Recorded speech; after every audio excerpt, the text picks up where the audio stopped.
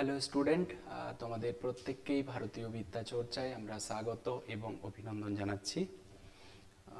আজকে আমরা মূলত গতকাল যে বিপিএসসি টিআরই 3.0 রেজাল্ট বেরিয়েছে, সেই রেজাল্টকে কেন্দ্র করে আমরা একটা আলোচনা করছি। মূলত যারা তোমরা বিপিএসসি টিআরই 4.0 জন্য প্রস্তুতি নিচ্ছ, তোমাদের ক্ষেত্রে কিন্তু দেখা গেছে গতকালকের রেজাল্ট কিন্তু তোমাদের ক্ষেত্রে একটু চাপের বিষয়। কেন চাপের বিষয়? তোমরা যদি কাট অফ মার্কস গতকালকে দেখে থেকে থাকো, তাহলে হয়তো তোমরা একটু অ্যানালাইসিস করলে তোমরা নিজেরাই বুঝতে পারবে যে কতটা চাপে তোমাদেরকে ফেলতে চলেছে টিআরই 4.0 রেজাল্ট। ওকে, দেখো, আমরা সংস্কৃত হোক, আমরা বাংলা হোক, আমরা ইংলিশ হোক, প্রত্যেকেই আমরা কিন্তু গতকালকে রেজাল্ট দেখেছি এবং কাট অফ মার্কস দেখেছি। কাট অফ মার্কস যদি আমরা দেখি, চলো একবার আমরা দেখে নিই, তারপর আমরা আলোচনা করছি। এখানে দেখো, সংস্কৃত ক্ষেত্রে তোমরা দেখতে পাচ্ছ আমরা আনরিজার্ভ নিয়েই কথা বলছি, যেহেতু এখানে কোনো আমাদের ওয়েস্ট বেঙ্গলের ছাত্রছাত্রীরা যেহেতু কোনো ক্যাটাগরি ওখানে পাচ্ছে না, সুযোগ পাচ্ছে না, তাই আমরা আনরিজার্ভ নিয়েই কথা বলছি। আমরা জানি যে তিনটে পার্ট হয়, পার্ট 1, পার্ট 2 এবং পার্ট 3। পার্ট 1 মানে হচ্ছে ল্যাঙ্গুয়েজ পেপার, পার্ট 2 মানে হচ্ছে জিকে পেপার এবং পার্ট 3 মানে হচ্ছে আমাদের সাবজেক্ট পেপার। এবং আমরা কি জানতাম যে পার্ট 2 এবং পার্ট 3 এই দুটো পেপারে আমি যে নাম্বারটা পেয়েছি, সেই নাম্বারটা কাউন্ট করে যেটা হবে সেটাই হচ্ছে আমার মেরিট নাম্বার। মানে আমি মেরিটে সুযোগ পাবো কি পাবো না, মেরিটে আমার নাম থাকবে কি থাকবে না, সেটা নির্ভর করছে পার্ট 2 এবং পার্ট 3 এই দুটো নাম্বার যোগ করে যে নাম্বারটা দাঁড়াবে সেই নাম্বারের উপর। এতকাল কিন্তু আমরা এটাই জানতাম। এবং পার্ট 1 যে একটা পার্ট আছে ল্যাঙ্গুয়েজ পেপার, সেখানে যে 30 নাম্বার আছে, সেটাতে আমরা কি জানতাম যে 9 পেলে আমরা কিন্তু পাস করে যাব, তাই না? মানে 9 যদি আমরা সেখানে পেয়ে যাই, তাহলে আমাদের আর বেশি নাম্বার ওখানে আমরা যদি না পাই, কোনো আমাদের অসুবিধা নেই, আমরা পার্ট 2 এবং পার্ট 3-তে আমরা বেশি নাম্বার তুলবো এবং আমরা চাকরি পেয়ে যাব। কিন্তু গতকালকের রেজাল্ট তোমাদেরকে চোখে আঙুল দিয়ে দেখিয়ে দিচ্ছে যে এই ধারণাটা হচ্ছে সম্পূর্ণ একটা ভুল ধারণা, সম্পূর্ণ একটা ভুল কনসেপ্ট। কেন না, তোমরা যদি সংস্কৃততে রেজাল্ট দেখো পার্ট 3 63। আমরা যদি একটু আলোচনা করি, দেখো পার্ট 3 63 65, মানে এটা unreserved male female, unreserved female.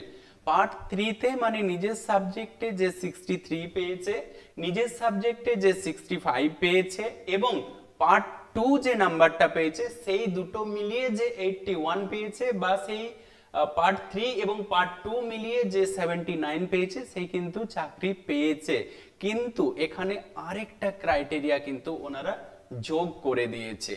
এখানে দেখো পার্ট 1-এ 14, পার্ট 1-এ 22। তার মানে কি?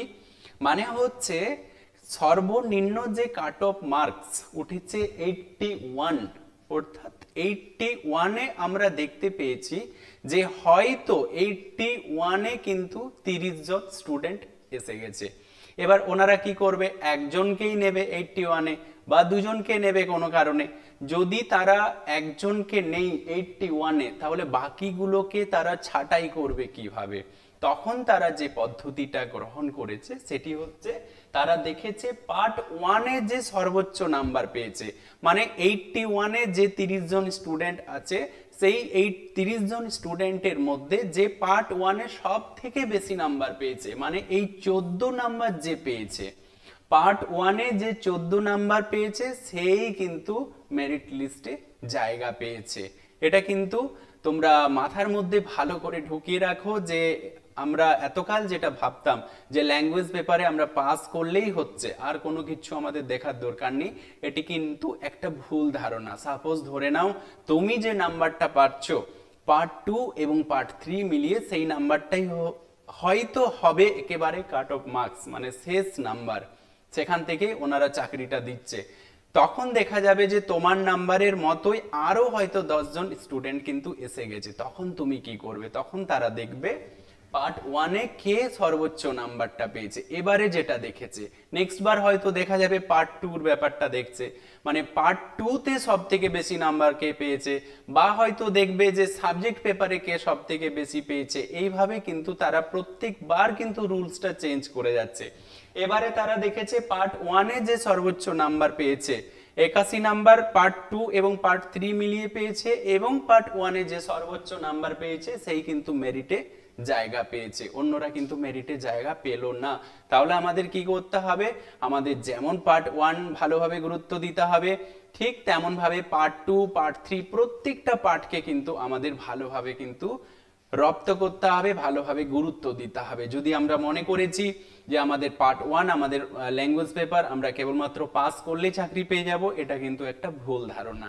সেকেন্ড যে বিষয়টা হচ্ছে যে তোমরা দেখেছো যে 9 থেকে 10 এবং 11 থেকে 12, 9 থেকে 10 এবং 11 থেকে 12 টোটাল পাস করেছে প্রায় 14,000 স্টেট, 8,000 এবং 6,000 স্টেট কোয়ালিফাই করেছে, টোটাল 14,000 স্টুডেন্ট। সিট সংখ্যা কত থাকবে সংস্কৃততে, ম্যাক্সিমাম হয়তো 2,000 থেকে 2,500 সিট সংখ্যা থাকবে। তাহলে বাকি 10 থেকে 12,000 ছাত্রছাত্রী কি হবে, সেই ছাত্রছাত্রীদেরকে ছাঁটাই করার জন্য তারা কিন্তু বিভিন্ন রুলস কিন্তু তারা ফলো করতে পারে। যেমন এই বছর তারা পার্ট 1-কে দেখেছে, হয়তো TRE 4.0-তে তারা দেখবে পার্ট 2 পার্ট 3, বা হয়তো আবার দেখতে পারে বয়স, দেখতে পারে যে কার বয়স সর্বোচ্চ বেশি আছে তাকে হয়তো একটা সুযোগ দিতে পারে। এইভাবে কিন্তু প্রত্যেকটা জায়গায় কিন্তু আমাদের গুরুত্বপূর্ণ, প্রত্যেকটা জায়গা আমাদের কাছে কিন্তু খুব খুব ইম্পর্টেন্ট। তাই তোমরা কি করবে, পার্ট 1 ল্যাঙ্গুয়েজ পেপার হোক, পার্ট 2 জেনারেল নলেজ হোক, পার্ট 3 নিজের সাবজেক্ট হোক, প্রত্যেকটা পেপারকে কিন্তু তোমরা ভালোভাবে কিন্তু পড়াশোনা করো। ওকে, আর আশা করি তোমরা বুঝতে পেরেছো কম্পিটিশন কিন্তু আর আগের মতো নেই, অনেক বেড়ে গেছে কম্পিটিশন, গতকালকের রেজাল্টেই বলে দিয়েছে। আর এবারে যেটা উঠেছে আমাদের সংস্কৃততে 81, এটাই তোমরা মিলিয়ে নেবে TRE 4.0-তে মিনিমাম তোমাদের ধরে নাও 90-র কাছাকাছি চলে যাবে, 90-র কাছাকাছি চলে যাবে। 81 এবারে এসেছে, এটাই TRE 4.0-তে যখন রেজাল্ট বেরোবে তখন দেখবে এই রেজাল্ট চলে গেছে প্রায় 90-র কাছাকাছি। সুতরাং তোমাদেরকে সেই লেভেলে কিন্তু পড়াশোনাটা করতে হবে, সেই লেভেলে কিন্তু প্রিপারেশনটা নিতে হবে। যদি তোমরা প্রিপারেশন না নাও, যদি তোমরা কোনো একটা জায়গাকে ছেড়ে দিয়েছো, তাহলে তুমি জেনে রাখো তুমি কিন্তু কম্পিটিশন থেকে ছিটকে যাচ্ছ। তোমাদের জন্য আমাদের মনে হয়েছে যে এইটা তোমাদেরকে জানানো উচিত যে তোমরা 3টে পেপারকে ভালোভাবে পড়াশোনা শুরু করো।